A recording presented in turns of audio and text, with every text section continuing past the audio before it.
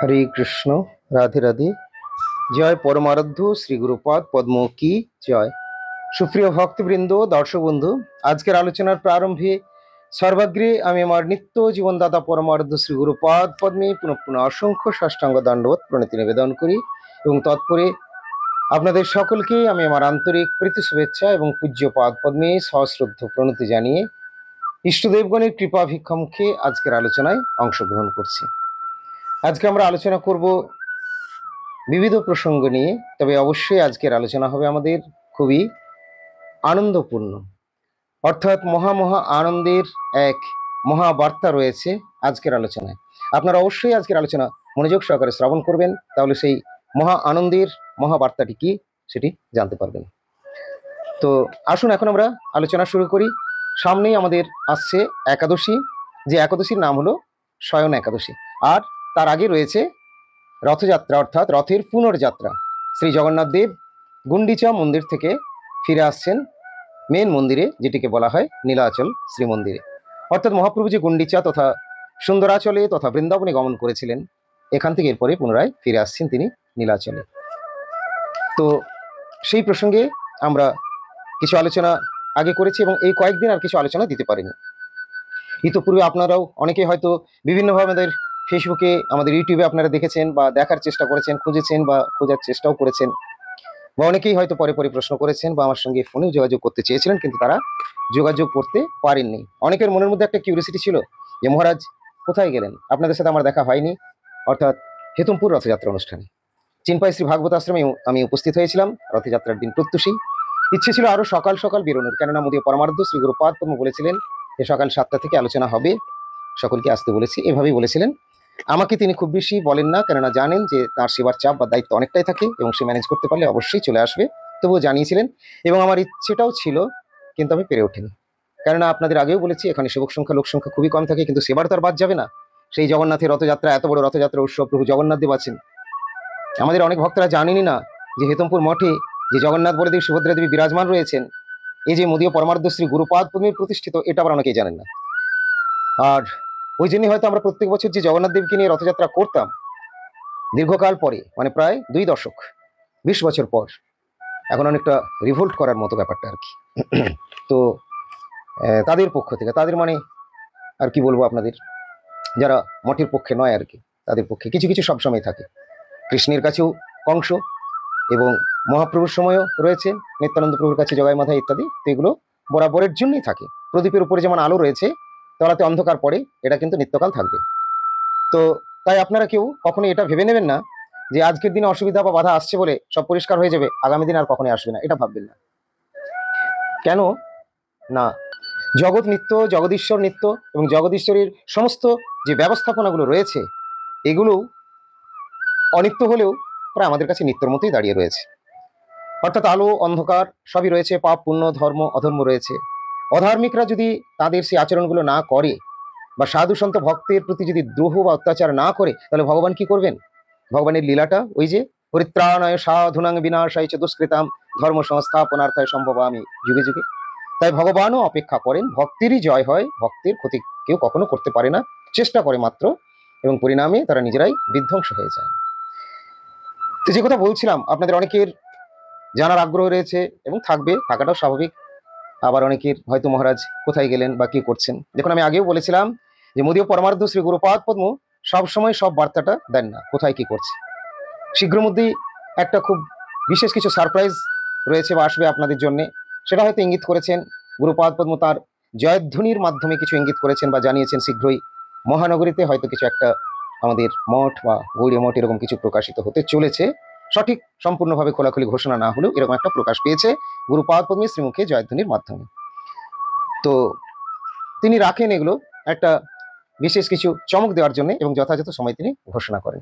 আবার ভক্তদেরকে এটাও দেখাতে চান যে দেখো, তোমাদের মধ্যে প্রায় তেমন কিছু যোগাযোগ বা সহযোগিতা বা প্রচেষ্টা বা আরো কিছু গ্রহণ না করেই কিন্তু প্রভু এত বড় একটা জিনিস প্রকাশ করে নিলেন। এটাও দেখাতে চান যে গুরুপাদ পদ্ম কিভাবে ভগবানের কৃপায় সম্পূর্ণ করছেন জিনিসগুলো। তো তারও আগে, অর্থাৎ এই মঠ সম্বন্ধে যে বার্তা দিয়েছেন, তার আগেও আরো শীঘ্রের মধ্যে, যেটাকে অতি সত্বর বলা হয়, অতি সত্বর আবার বিশেষ কিছু আনন্দ সংবাদ রয়েছে। সেই আনন্দ সংবাদ আজকের আলোচনার পরিশেষে আমি অবশ্যই আপনাদেরকে সেটি জানাবো। তো আসুন, এখন যে কথা বলছিলাম যে রথের সম্বন্ধে অনেকে প্রশ্ন করছিলেন মহারাজ কোথায় চলে গেছেন। তবে আমার পরমারাধ্য শ্রী গুরুপাদ পদ্ম জানেন তার এই সেবককে, তিনি অন্তর্যামী, সকলের ক্ষেত্রেই জানেন, আর এই অধমের ক্ষেত্রেও তিনি জানেন।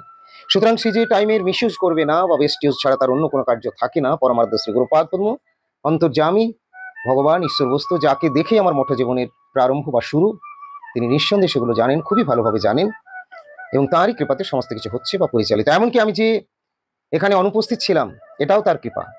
এবং তিনি অন্তর্যামী সূত্রেই পাঠিয়ে দিয়েছিলেন এবারে আমাদের মহারাজদেরকে। মঠ থেকে এসেছিলেন কাজল প্রভু তথা পর্যটক মহারাজ, আর সাথে আবার সব ছিল অনেকেই প্রভুরা, সকলকেই। আমি কিন্তু আমার ইষ্টদেবকে তথা গুরু গৌরাঙ্গ রাধা বনমালী জগন্নাথ মহাপ্রভুকে জানিয়ে গিয়েছিলাম। অনেকে ভাবেন মহারাজ চলে গেলেন, নিশ্চিন্তে নিশ্চিন্তে কি যাওয়া যায়? বিগত 20 বছর ধরে ভগবানের কাছে প্রতিশ্রুতিবদ্ধ হয়ে ভগবানের দাসানুদাস সূত্রে গুরু গৌরাঙ্গের ভৃত্যানুভৃত্ত সূত্রে এখানে পড়ে রয়েছে। আর ভগবানকে মহাপ্রভু বলেছিলাম যে প্রভু, এখানকার লোক বড়ই ধর্ম বিরূপ, বিরোধী এরা অধিকাংশ। তো সুতরাং তাদের সঙ্গে তো সবসময় পেরে ওঠা যাবে না, অধার্মিকদের সঙ্গে। তো আপনি কৃপা করবেন, বিশেষ করে যাদের হাত থেকে আমাদের হাতে আসছে। এই জায়গাতে একটা প্রশ্ন কিন্তু আমাদের প্রথম থেকেই ছিল, রিপোর্ট একটা ছিল যে লোকগুলো নাকি খুব একটা ভালো নয়। যাই হোক, আমি গুরুপাদ পদ্মের কাছে অনুমতি নিয়েছিলাম, গুরুদেব আপনি কৃপা আশীর্বাদ করুন। আর এখানে বিগ্রহ সেবা পুজো অচল হয়ে গেছিল। শ্রদ্ধেয় শ্রীযুক্ত মাধবীরঞ্জন চক্রবর্তী মহাশয় তখন এই ব্রজবালা ট্রাস্টের অন্যতম ট্রাস্টি হিসেবে ছিলেন। সেকালে সুরঞ্জন বাবুও ছিলেন, তিনি এখনো রয়েছেন। তো মাধবীরঞ্জন চক্রবর্তী মহাশয় একজন বিশিষ্ট মহান ব্যক্তি, এবং তিনি ধর্মভীরু, এবং তিনি সজ্জন। তাই তিনি আমাদেরকে ডেকেছিলেন ভগবত ইচ্ছা বা কৃপা প্রেরণায়, এবং আমাদের হাতে তুলে দিতে চেয়েছিলেন। এবং সেই সময় গুরুপাদ পদ্ম হয়তো তাদের বিশেষ পরীক্ষা করার জন্য বা আরতি দেখার জন্য হয়তো খুব বেশি প্রথমে সম্মতিটা প্রদান করেননি, আমাদের লোক সংখ্যা কমিটি বলেই। আমি আবার গুরুপাদ পদ্মের কৃপা নির্দেশ অনুমতি শিরোধারণ করে এই দুর্গম পথে জঙ্গলে ঢুকে পড়েছিলাম। তো ঢুকে পড়ার পরে বেশ ভালোই চলছে। একসময় কোনো রিপোর্টাররা, মিডিয়ার লোকরা অনেক ওলটপালট করে আর কি, সবার কথা বলছে না তবে অনেকেই, তাদের গিয়ে খুঁচিয়ে দিত, কি আপনারা কেমন দেখছেন, মন্দিরের সেবা কেমন হচ্ছে? মাধবীরঞ্জন বাবু বলেছিলেন যে না, আমার মন প্রাণ ভরে যায়, দুবেলা তো আমি শঙ্খধ্বনি, ঘণ্টাধ্বনি, কাঁসধ্বনি শুনতে পাই, 3 বেলা, সকাল দুপুর সন্ধ্যে আরতি হয়, এতেই আমি ধন্য, এটি তিনি বলেছিলেন। আর মিডিয়ারা খুঁচিয়ে খুঁচিয়ে হয়তো কেউ কিছু নিতে চাইতেন, রিপোর্টে উল্টো পাল্টা ছাপলেও তিনি কিন্তু কোনোদিন আমাদের কাছে কোনো দাবি দাওয়া করেননি। হ্যাঁ, দাবির কথা বলতে গিয়ে মনে পড়ে গেল যে তিনি কিন্তু এটা বলতেন, তোমার গুরুপাদ পদ্মকে বলবে আমার জন্য যেন একটা একমুখী রুদ্রাক্ষের মালা এনে দেয়।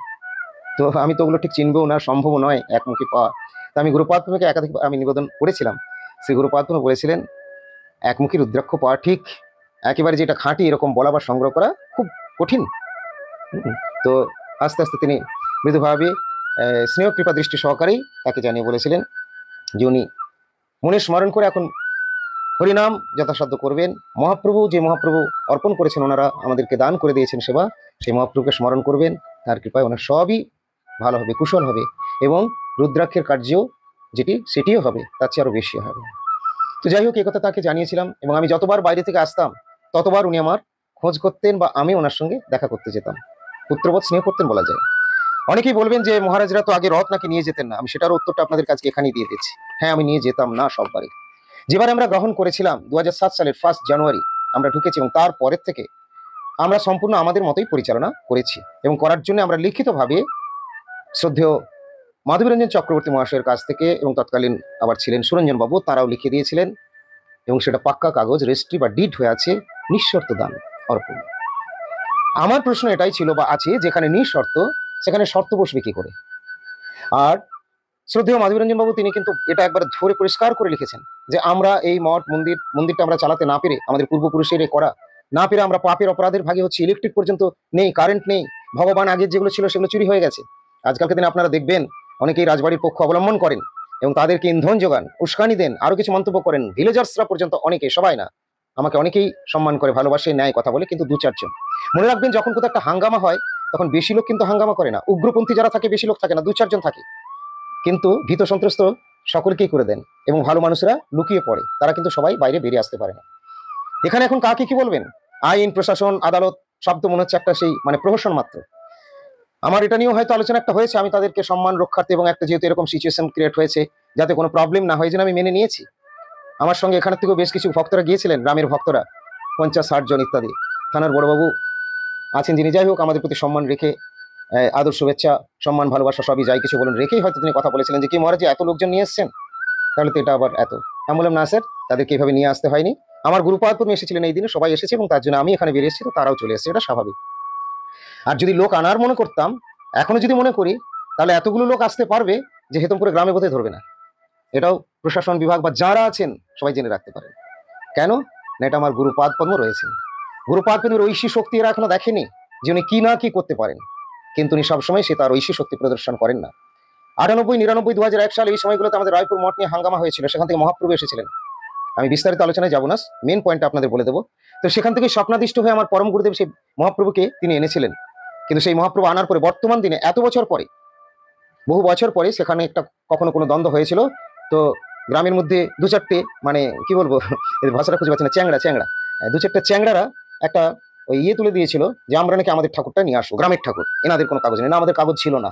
ওহে কোর্ট, ওহে মহামান্য আদালত, তোমরা জেনে নাও যে সবকিছু পেপারস না থাকলেও একটা ন্যায় বলে জিনিস আছে, সেটা বিচার করতে যদি কেউ অসমর্থ হয়, আমার মনে হয় না যে তিনি বিচারক বলে সম্মান পাওয়ার যোগ্য।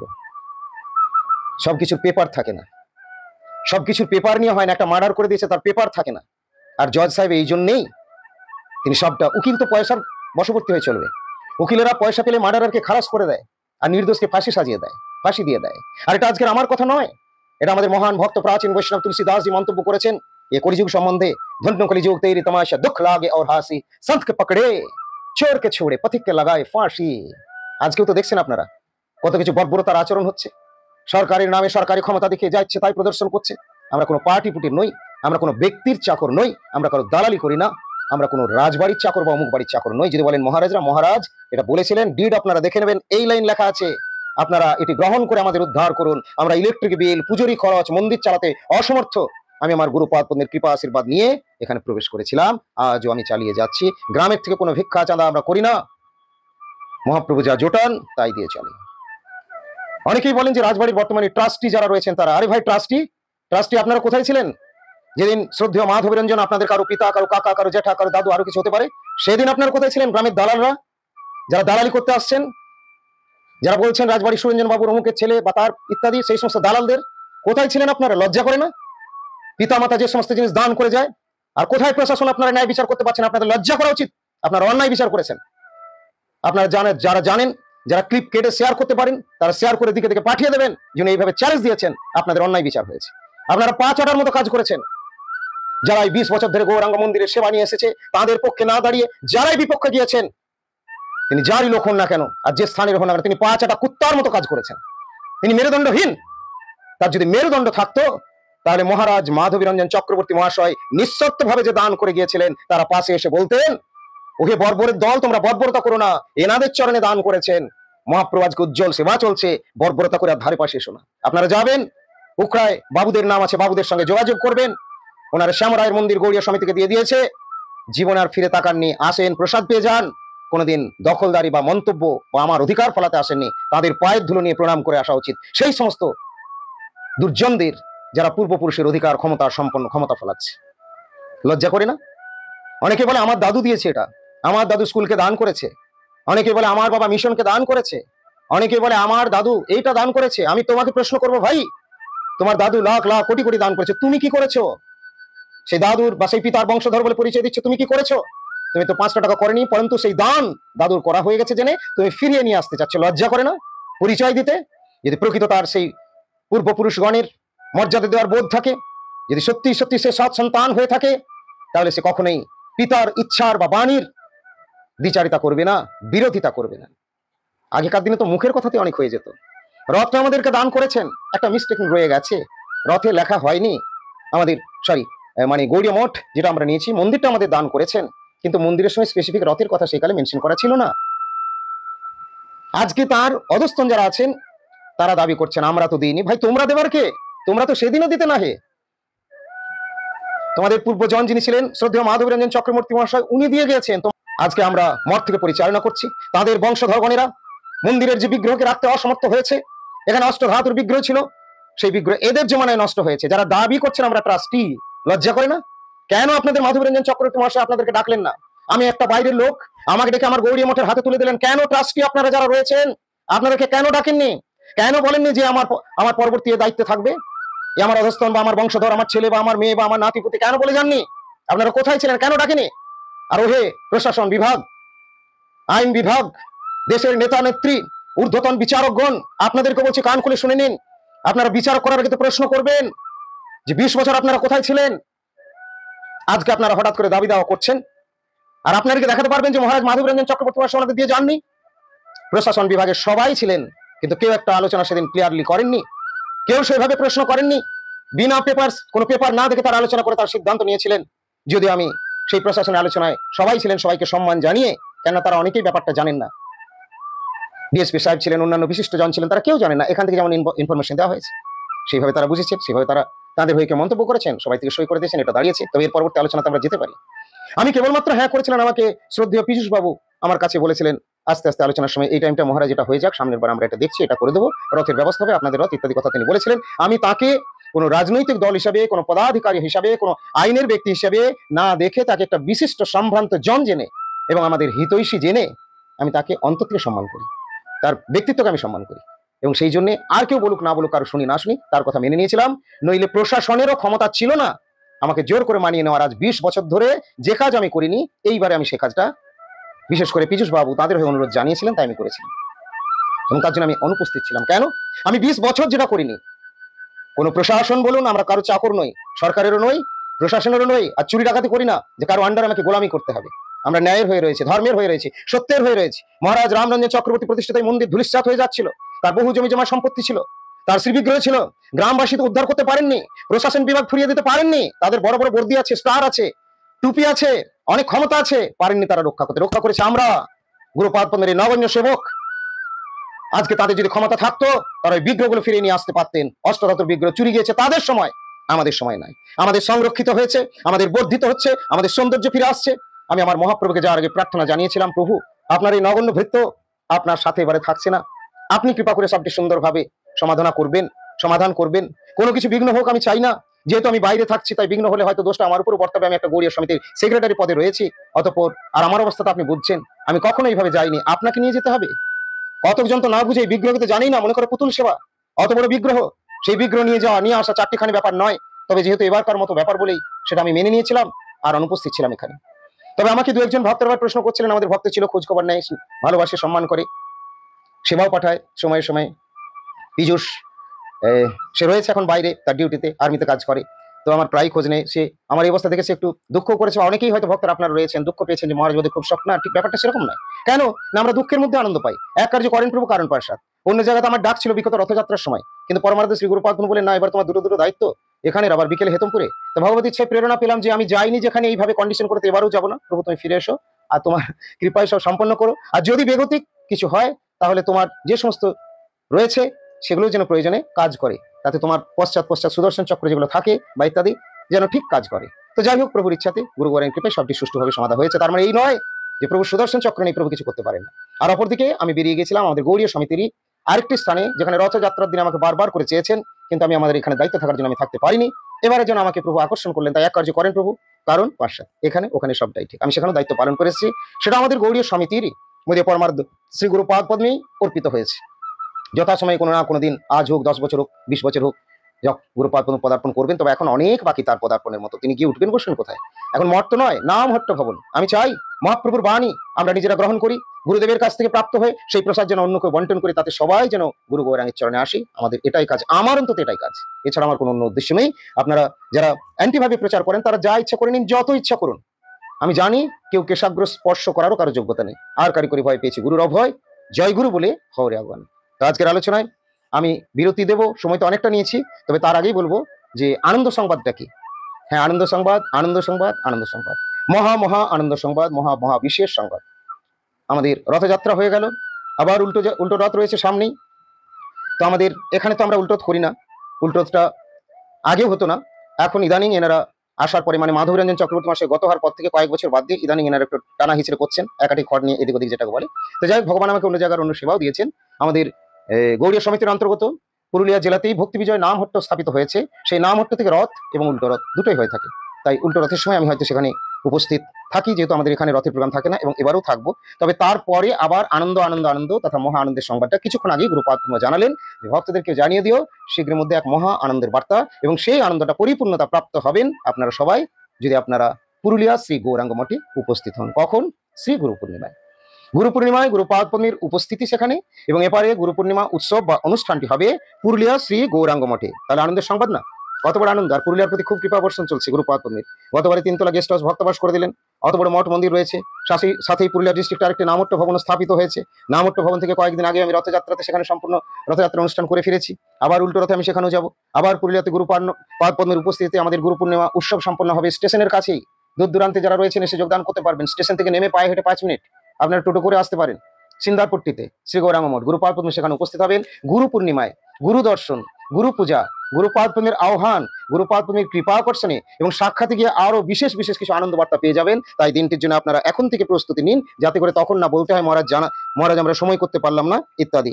তাহলে এটি হচ্ছে কবে না, জগন্নাথের পুনর্যাত্রা হচ্ছে শনিবার, রবিবার দিন হচ্ছে শয়ন একাদশী। শয়ন একাদশীর বার্তা আবার পরে দেবো। এবং সোমবার হচ্ছে 9টা 29 মিনিটের মধ্যে শয়ন একাদশী ব্রতের পারণ। এই দিন আমাদের একটি প্রসাদপুরে অনুষ্ঠান হওয়ার কথা ছিল, কিন্তু ভগবত ইচ্ছায় অনুষ্ঠানটি এখন ক্যান্সেল করা হয়েছে। পরবর্তী সময় ডেট হবে, তাতে আমারও সুবিধা হয়েছে, তাদেরও সুবিধা হবে। তো যাই হোক, এরপর হচ্ছে গুরু পূর্ণিমা 25শে আষাঢ় 10 জুলাই বৃহস্পতিবার। আপনাদের সকলের সাদর আমন্ত্রণ। যারা পারবেন অংশগ্রহণ করবেন, আর যারা পারবেন না তারা আমাদের অনলাইনের জন্য অপেক্ষা করবেন। সেখান থেকে আপনারা বার্তাগুলো নেবেন, দর্শন করবেন এবং কমেন্ট করবেন জয় গুরুদেব, রাধে রাধে, হরে কৃষ্ণ, হরি বল। আজকের বার্তা পেয়ে গুরু পূর্ণিমা উৎসব, গুরুপাদ পদ্মের আহ্বান বা গুরু সেবা পূজার দিনের যে উৎসবটি হচ্ছে পুরুলিয়া শ্রী গৌরাঙ্গ মঠে, এই বার্তা পেয়ে আপনাদের কেমন লাগলো আপনারা অবশ্যই কমেন্ট করে জানাবেন। জয় গুরুদেব, জয় মহাপ্রভু, জয় রাধা গোবিন্দ বনমালী জিউতি জয়, নিতাই গৌর প্রেমানন্দে, হরি হরি বল।